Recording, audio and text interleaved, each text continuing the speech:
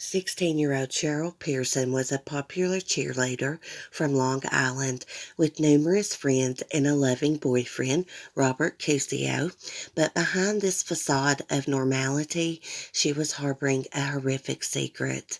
Since the tender age of 11, Cheryl's father, James Pierson Sr., had been molesting her. The first assault happened when James was driving Cheryl to visit her mother in the hospital. As they drove, he fondled her. She later recalled how he would often force her to bed and tell her to pretend that he was her boyfriend. She was subjected to all kinds of sex and was often raped at least twice a day.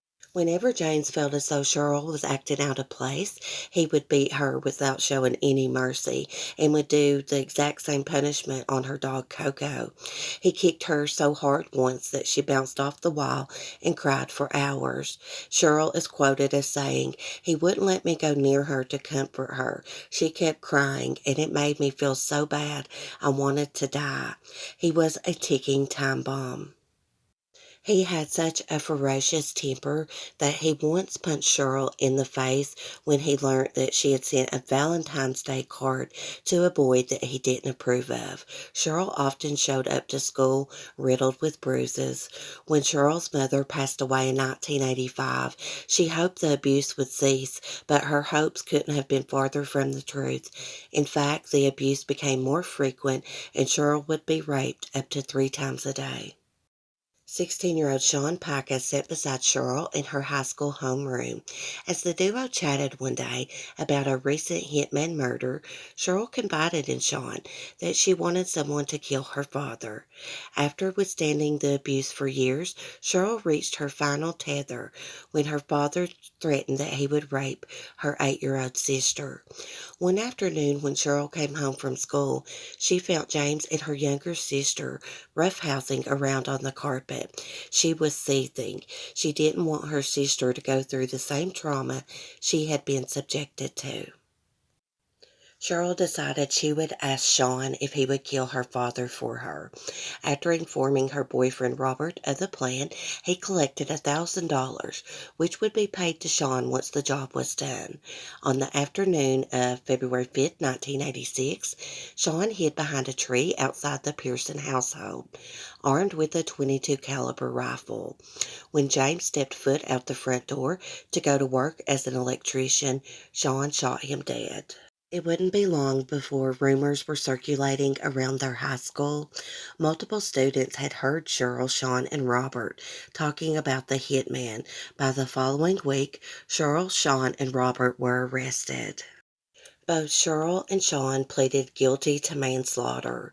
As the details of her father's sexual abuse came to light, numerous witnesses came forward to admit that they had failed to act on signs of sexual abuse. Many people said they knew something was awry, but didn't know what to do about it or if they should report it. Alberta Cosser, a neighbor of the Pierson family, said she didn't go to authorities because I'd never seen it. Maybe I blocked it out of my mind to think that such a thing could go on. I didn't want to. Cheryl's own step-uncle knew of the abuse and decided to testify on her behalf at the last minute. For all those tormenting years, Cheryl had kept quiet and didn't tell a soul. Many questioned why she didn't speak up, but silent on the part of a child incest victim is very classic.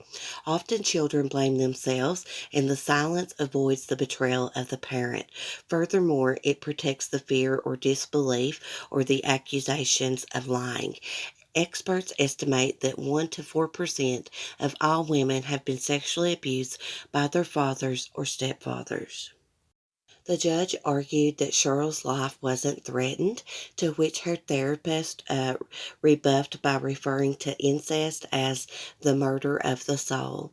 The feelings literally die inside, and what you have left is a shell. Although the judge felt Cheryl to be the victim of frequent repeated incest at the hands of her father, he sentenced her to 6 months in jail, taking into consideration that the prosecution was recommending 2 to 6 years. It could have ended worse. Ultimately, Cheryl served 3.5 months of her sentence before she was released. When Cheryl was released, Robert was waiting for her. He had been given probation as an accessory. The couple got married the same year. 3 years later, Cheryl gave birth to her first child, Samantha. 3 years later, they had another daughter, Casey. Sean was released on the 13th of December in 2002 after serving 16 years for his part in the murder. During his time incarcerated, Sean joined a prison education program called Hudson Link, which gave him the opportunity to earn a bachelor's degree.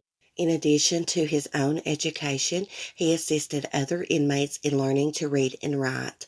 After his release, Sean returned to prison to run their college program, becoming the executive director of Hudson Link. He speaks around the country to high school students and helps paroled inmates get back on their feet following their release. If you know a child or a teenager you think could be being physically or sexually abused, please call the National Child Abuse Hotline at 1-800-4-A-CHILD or 1-800-422-4453. Thanks for watching, guys. As always, leave me your thoughts and opinions below in the comment section. And I do apologize for my voice. I have been quite sick with the flu, and my voice is a little bit hoarse, so I apologize for that.